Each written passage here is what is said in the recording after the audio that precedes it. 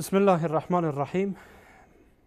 الحمد لله و الصلاة و السلام علی رسول الله و علی آله و صحبه و من والاه. ما بعد، السلام علیکم و رحمت الله و برکاته.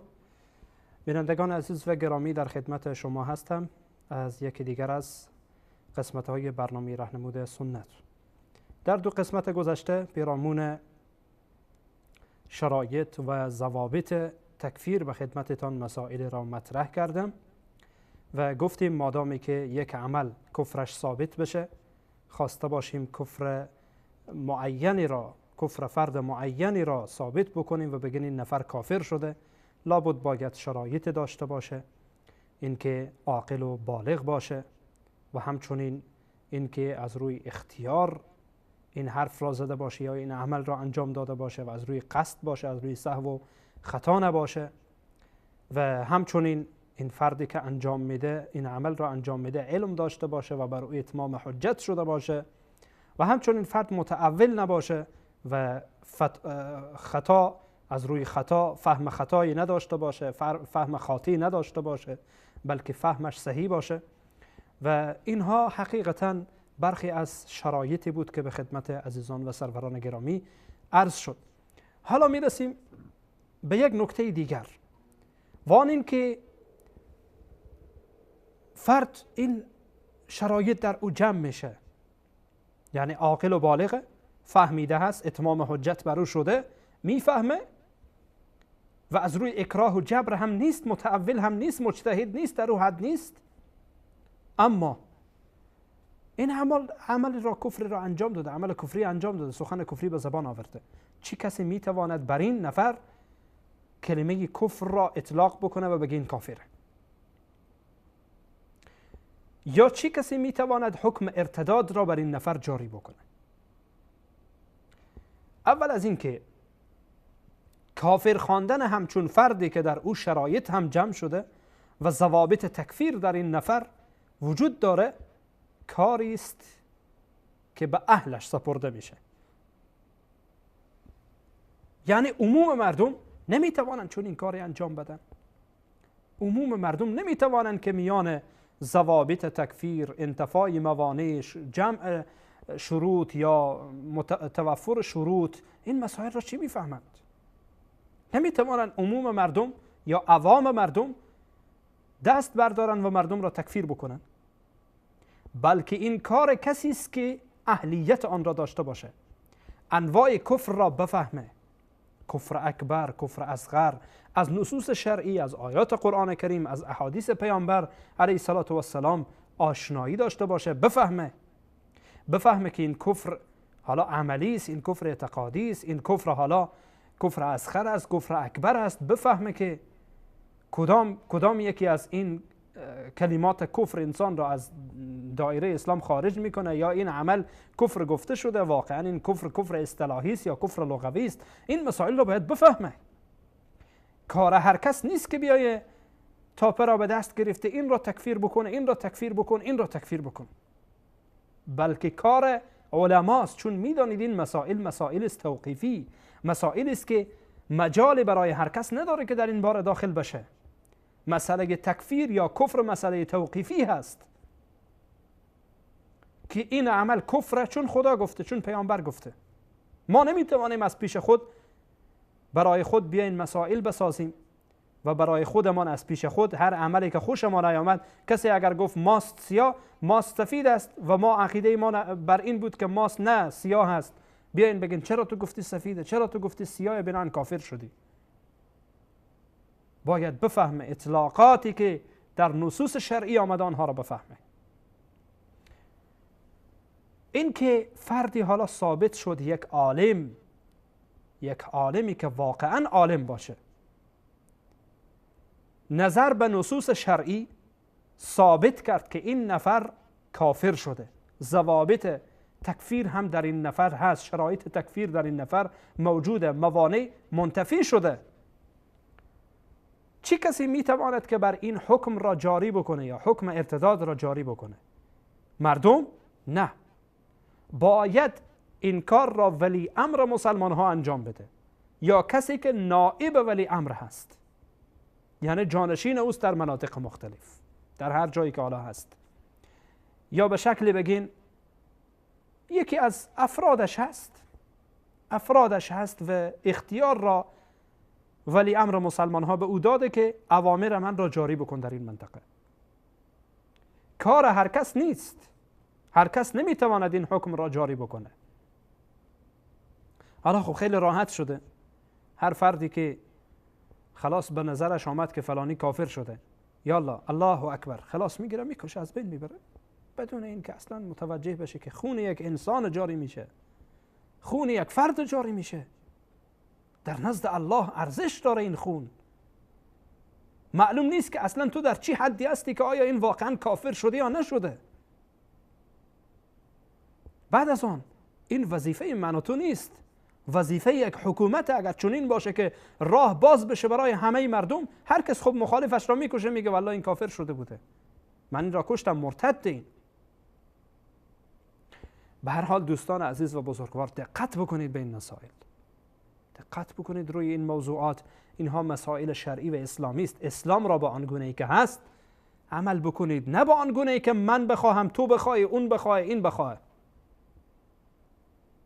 آنگونه‌ای که الله فرستاده و آنگونه‌ای که پیامبر علیه السلام برای ما تبلیغ کردن.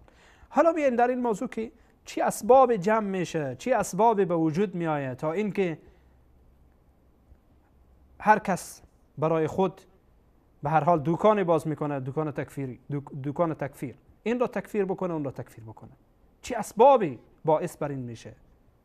چی وسایل به وجود میآید که تا یک فرد دیگر را تکفیر بکنه و بگه این کافره؟ اولا مسئله جهل به دین هست. مسئله جهل به دین. فرد خودش نمازش را درست نمیدانه، از آیات قرآن آگاه نیست، از احادیث پیامبر آگاه نیست، اسلام را درست نمیفهمه. حتی اگر کلمه لا اله الا الله و محمد رسول الله را، شهادتین را از آن بپرسی نمیفهمه، معنایش را نمیفهمه، مفاهیم شهادتین را نمیفهمه. خب این نفر تکفیر میکنه، معلومه که تکفیر میکنه. هر چیزی که به نظرش خوب نیامد میگه این کافر شد، میگه این کفر، هر کس هم انجام داد کافره. حالا کی میتونه جلوش را بگیره؟ جهل به دین، ناآشنایی به دین، نافهمی دین خودش یک مصیبته که این مصیبت ها را به بار میاره. ما اگر میخواهیم که فتنه تکفیر را در جوامع اسلامی نابود بکنیم، باید زمینه سازی بکنیم برای فهم درست آیات قرآن کریم و احادیث نبوی. و این به این معنای نیست که سکولارهای بدبخت میگویند که هر کس میتواند از خود بینشی نسبت به آیات قرآن داشته باشد بدون اینکه علم داشته باشد، بدون اینکه فهمی داشته باشد، یا بیاین به نام نگرش نو در احادیث پیامبر، نگرش نو در آیات قرآن و دین جدیدی برای خودشان بسازند.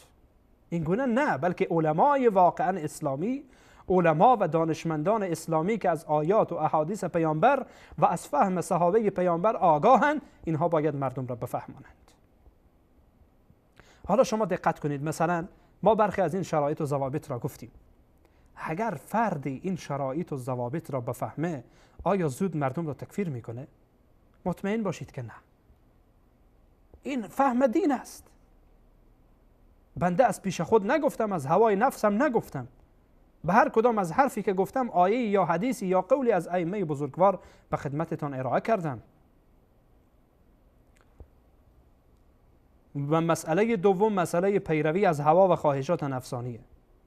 این هم خیلی متاسفانه شیوع کرده.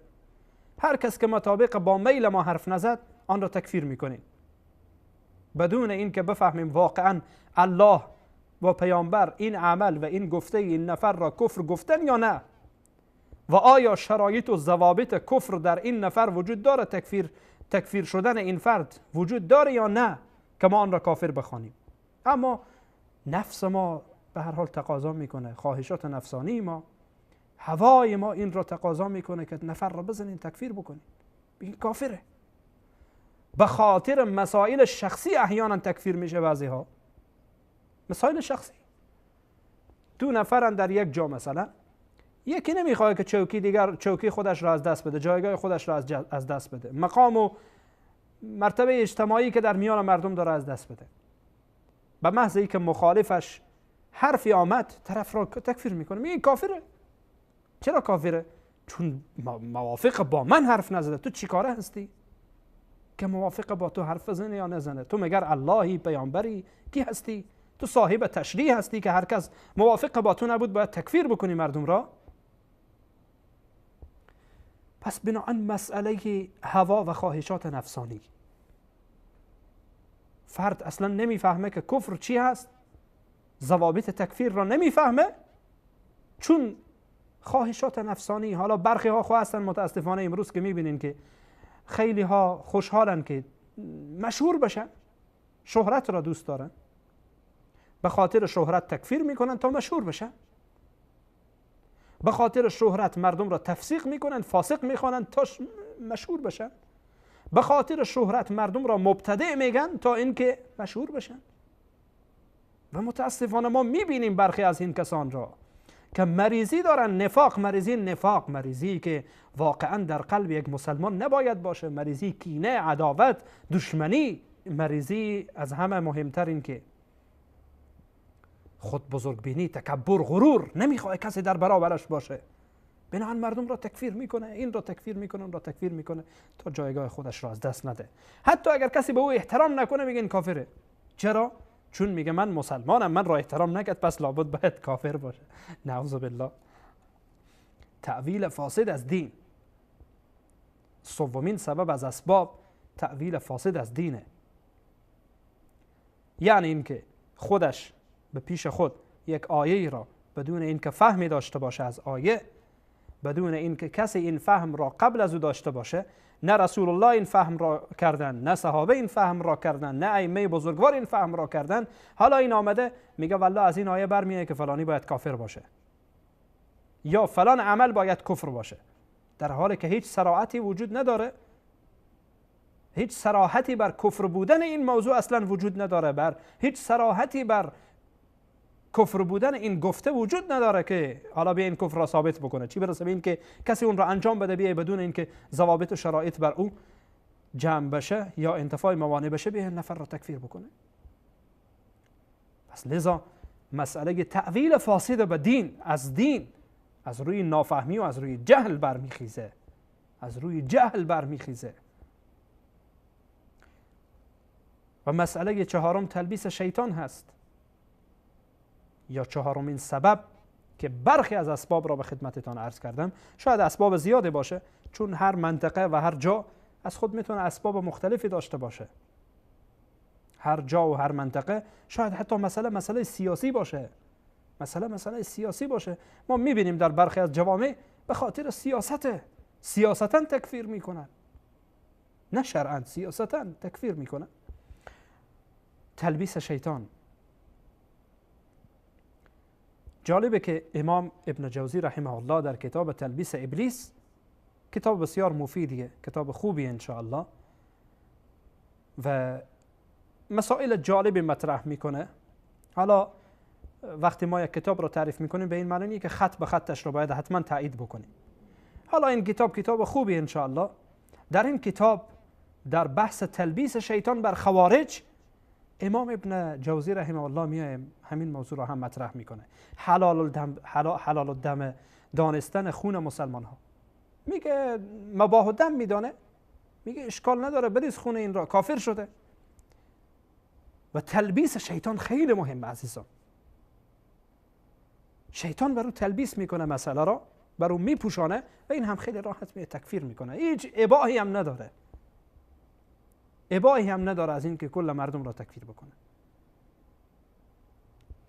هر چهار این موضوع را وقتی ما ببینیم، جهل به دین، پیروی از هوا و خواهشات نفسانی، تأویل فاسد از دین و همچنین تلبیس شیطان، این چهار سبب از اسبابی است که فکر میکنم در اکثر جوامع خیلی مهمه و وجود داره و زیاده شیوع پیدا کرده.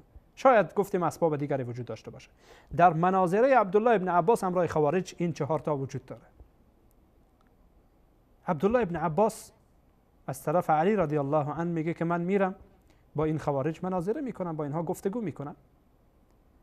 خب عبدالله ابن عباس میاد گفتگویی در میان او و خوارج اتفاق میفته که تقریبا در برخی از روایات آمده که 2000 نفر بعد از اون مناظره از خوارج به طرف جماعت مسلمان ها و اهل سنت دوباره باز میکردن، به طرف جماعت حضرت علی و صحابه باز میکردن. این مناظر خیلی مهمه. از جمله مسائل شک و شبهاتی که در ذهن این مردم وجود داشت. گفت شما چی اعتراض داره؟ چی میگید شما؟ گفتن که علی کافر شده. گفت چی دلیل دارید به کفر علی؟ گفت الله در قرآن میگه و من لم یحکم بما انزل الله فاولئک هم الکافرون. مثلا یکی از دلایلشان این بود. چرا علی غیر از قرآن و غیر از الله کسان دو فرد را، ابو موسی اشعری و عمرو بن عاص را به عنوان حکم قرار داده؟ چرا این دو نفر را حکم قرار داده در حالی که خدا میگه و من لم یحکم بما انزل الله فاولئک هم الکافرون؟ تأویل فاسد از دین و جهل به دین و پیروی از خواهشات نفسانی و تلبیس شیطان. ابن عباس رضی الله عنه گفت که مگر شما قرآن را نخواندید که الله متعال در مسائل کوچکتری از این موضوع حتی میگه که شما حکم قرار. مثلا به عنوان مثال من میگم، به عنوان مثال زن و شوهر در میان اونها اختلاف میفته. الله سبحانه و تعالی چی میگه؟ برای حل اختلاف زن و شوهر میگه که شما حکمی از حکم من اهله و حکم من اهلها، یک بفرستید دو نفر حکمی که از اهل زن باشه، از خانواده زن باشه و از خانواده شوهر باشه، بفرستید. اگر اینها اراده اصلاح را دارن اینها با هم بشینن به توافق برسن. یعنی خون انسانها اهمیتش کمتر از این موضوع است. ابن عباس رضی الله عنه وقتی به اونها استدلال میکنه شبیه این استدلال ها را و میگه که در قرآن کریم وجود داره که از این مسائل کوچکتری وجود داره، از این مسائل کوچکتری وجود داره. میگن نه پس چرا علی تنازل کرد؟ علی تنازل کرد از این موضوع و در حالی که او امام مسلمان ها بود چرا تنازل کرد از این جایگاه خود و از نام امیرالمؤمنین تنازل کرد؟ ابن عباس رضی الله عنه میگه مگر شما نمیدانید در صلح حدیبیه مادامی که رسول الله علیه السلام برای علی گفتن بنویس از محمد رسول الله، خب اونجا یکی از مشرکینی که بعدا مسلمان میشه اونجا نشسته هست، میگه که ما خب اگر قبول می‌داشتیم که تو رسول الله هستی با تو نمی‌جنگیدیم. رسول الله میگن که ای علی پاک کن رسول الله را، بنویس محمد ابن عبدالله. حضرت علی میگه یا رسول الله من پاک نمی‌کنم، این کار را نمی‌کنم. میگن کجاست؟ میگه اینجاست. رسول الله علیه السلام خودشان آن رسول الله را حذف میکنن. میگه آیا این دلالت بر این میکنه که پیامبر علیه السلام از مقام و جایگاه پیامبری خود تنازل کردن؟ خب استدلال های از این قبیل میکنه حضرت عبدالله ابن عباس به اونها به همین واسطه که نزدیک به 2000 نفر از اونها دوباره میآیند به طرف مسلمان ها و از اون عقیده افراطی خود و تکفیری خود دست برمی‌دارن.